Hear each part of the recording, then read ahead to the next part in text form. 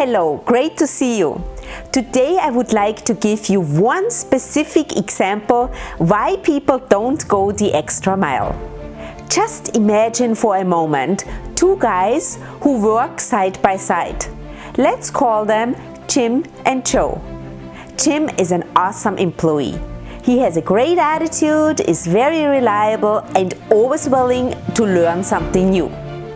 Joe, on the other hand, is disengaged, often in a grumpy mood, and just tries to survive the week by doing the bare minimum.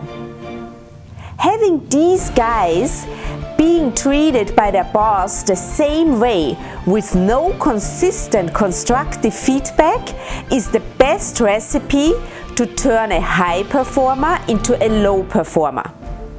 Why would Jim go above and beyond if Joe's poor behavior is widely accepted? Feedback is there for two reasons. Number one, to reinforce the behavior you like and appreciate.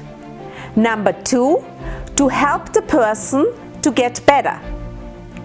You have to learn how to give constructive feedback to become not only a better manager, but also a better husband, wife, son, daughter, dad, mom, neighbor, and the list goes on and on.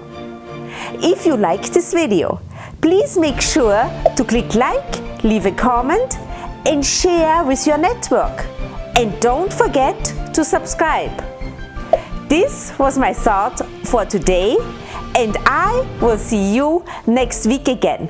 Until then, be happy, be healthy, and be at your best.